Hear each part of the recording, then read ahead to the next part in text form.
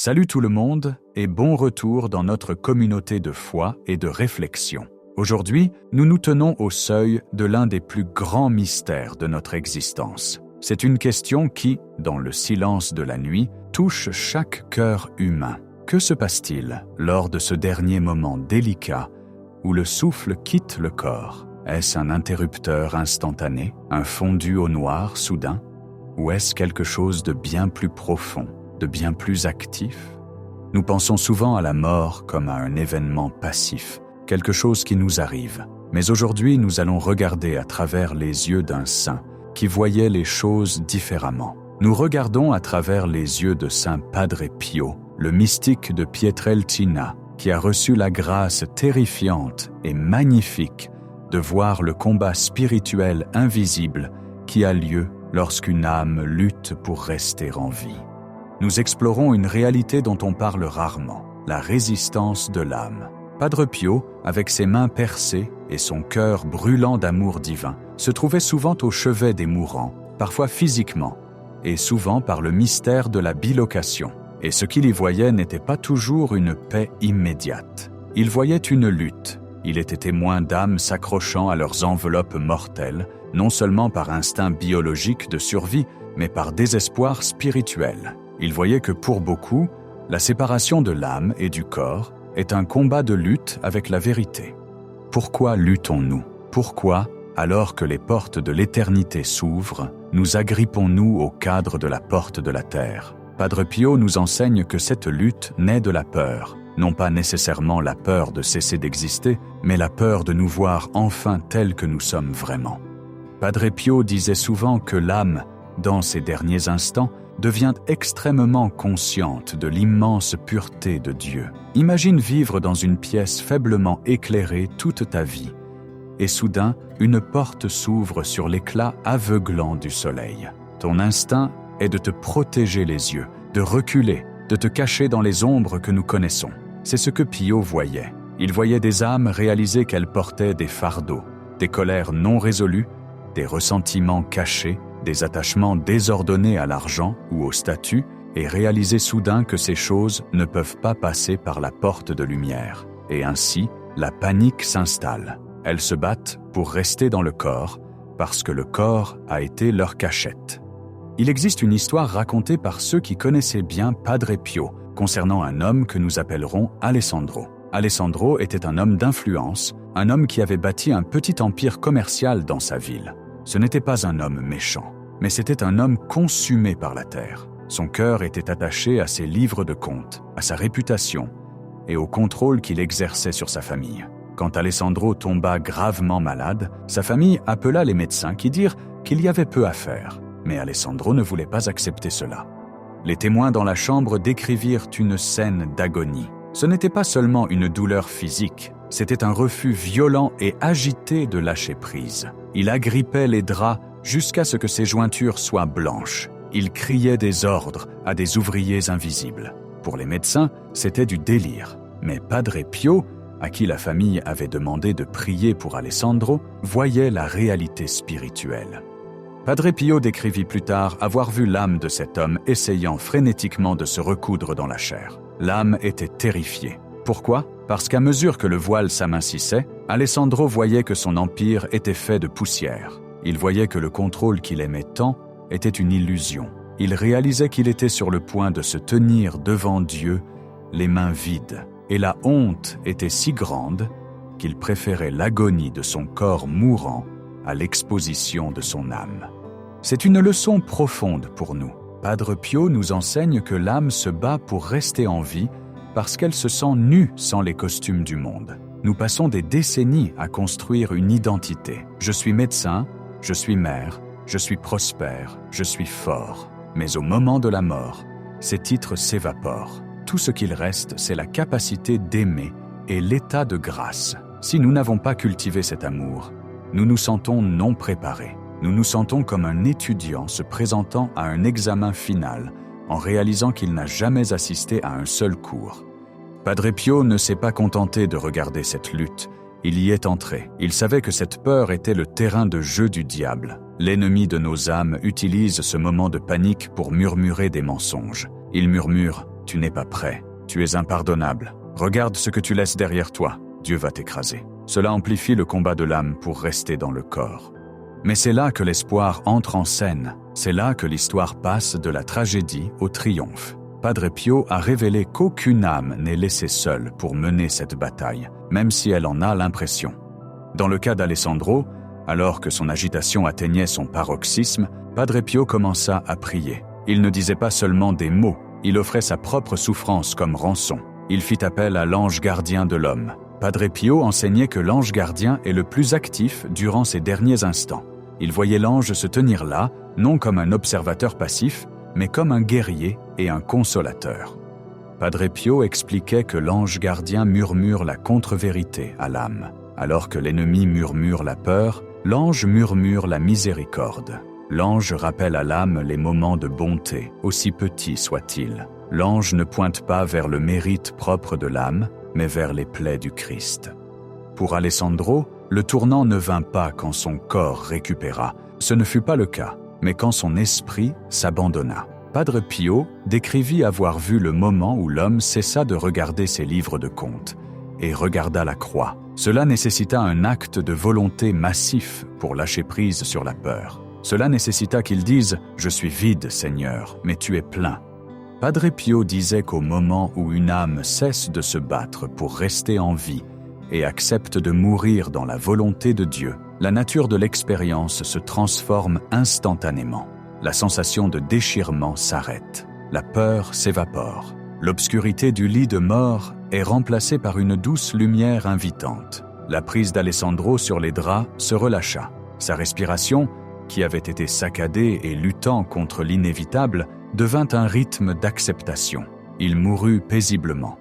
Mais regardons plus profondément. Padre Pio parlait aussi d'un autre type de lutte, la lutte de l'amour. Il y a des moments, observait Padre Pio, où une âme se bat pour rester en vie, non par peur pour elle-même, mais par une peur mal avisée pour ceux qu'elle laisse derrière elle. Il rencontra de nombreux mères et pères qui sentaient qu'ils ne pouvaient pas mourir parce que leurs enfants n'étaient pas encore en sécurité ou que leurs époux étaient trop faibles pour continuer. Cela aussi est un manque de confiance, bien que cela découle de l'amour.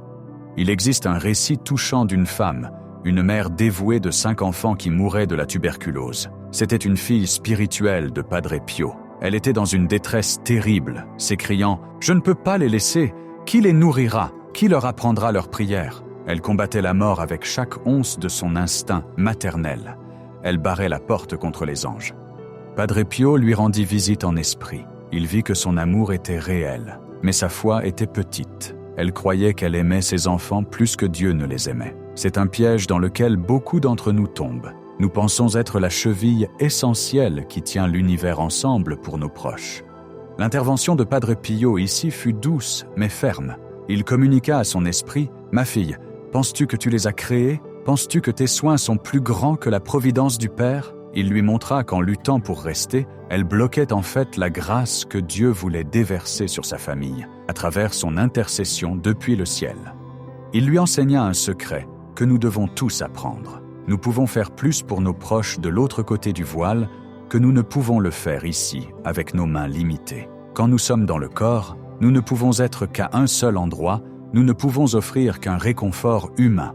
Mais quand nous nous abandonnons à Dieu, nous entrons dans son omniprésence. Nos prières deviennent puissantes. Notre amour devient sans entrave. Padre Pio regarda cette réalisation envahir la mer. Il vit les lourdes chaînes de l'anxiété se briser. Il la vit réaliser que s'abandonner à la mort était en fait un acte de confiance en Dieu pour ses enfants. Le moment où elle cessa de se battre pour rester en vie fut le moment où elle plaça véritablement ses enfants entre les mains de Dieu. Et dans cet abandon, elle trouva une paix si profonde qu'elle remplit la chambre d'hôpital. Elle s'éteignit avec un sourire, sa bataille terminée, sa victoire gagnée. Alors, qu'est-ce que cela signifie pour nous, maintenant, alors que nous respirons, marchons et vivons encore nos vies? Pourquoi Padre Pio veut-il que nous sachions cela sur cette lutte finale? Il nous le dit pour que nous puissions nous exercer à mourir avant de mourir réellement.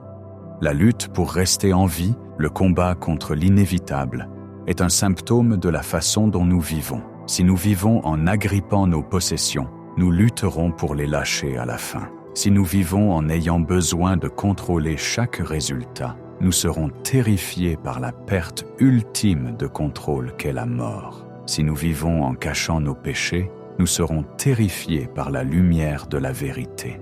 Padre Pio nous invite à mourir un petit peu chaque jour. Cela ne signifie pas être morbide. Cela signifie pratiquer l'art de lâcher prise. Cela signifie pratiquer l'art de la confession pour n'avoir rien à cacher. Quand nous allons nous confesser, nous répétons notre jugement, nous entrons volontairement dans la lumière en admettant nos fautes et en recevant la miséricorde. Une âme qui fréquente la confession, selon Padre Pio, a beaucoup moins à craindre au moment de la mort, car elle est déjà amie avec la vérité. Elles n'ont pas besoin de se battre pour rester en vie, pour arranger les choses, car elles les ont arrangées tout au long du chemin avec Dieu.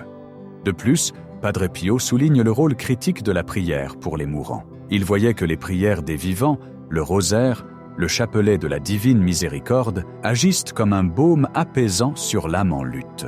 Quand nous prions pour les mourants, nous leur envoyons littéralement une force spirituelle pour lâcher prise. Nous leur prêtons notre foi quand la leur est attaquée.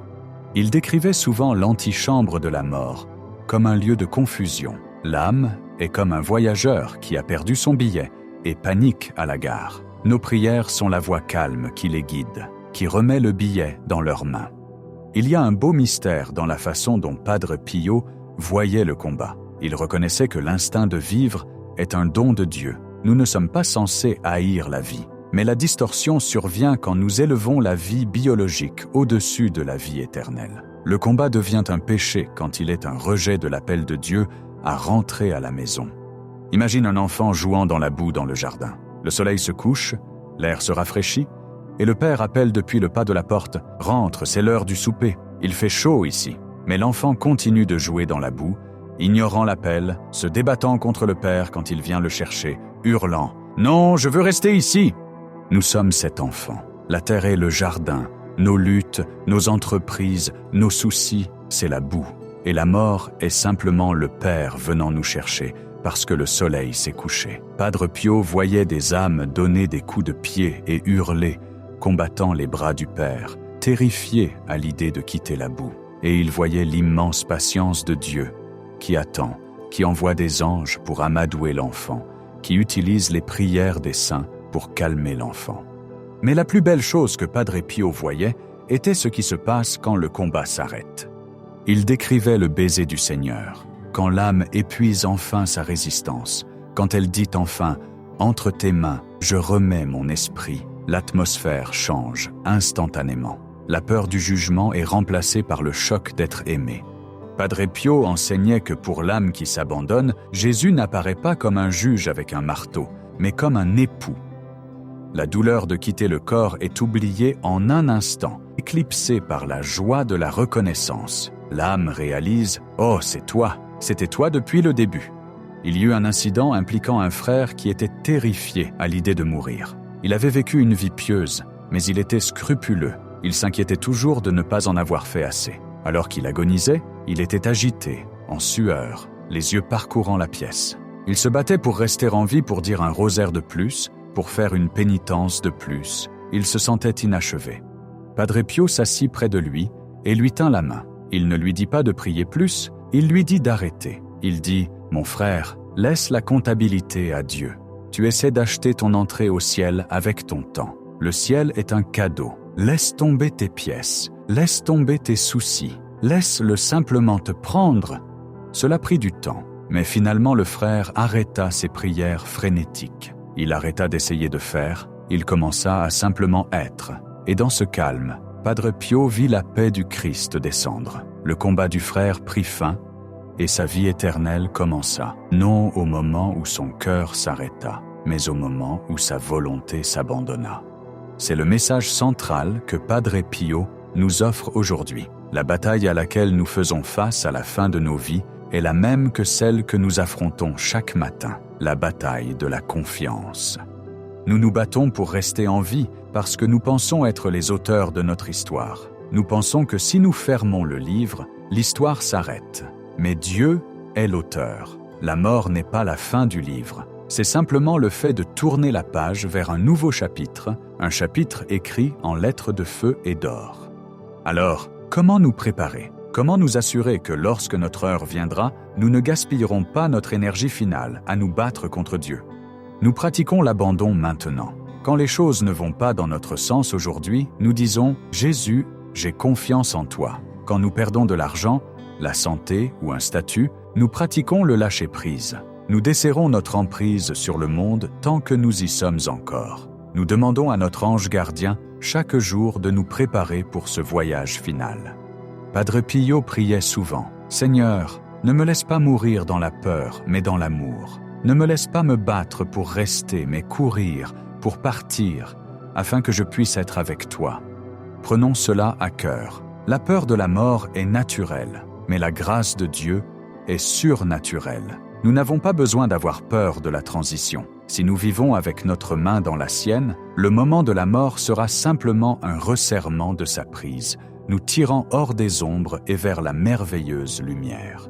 La lutte est réelle, mais la victoire est assurée pour ceux qui ont confiance. N'attendons pas le moment final pour apprendre à lâcher prise. Commençons aujourd'hui. Merci de t'être joint à nous pour cette réflexion.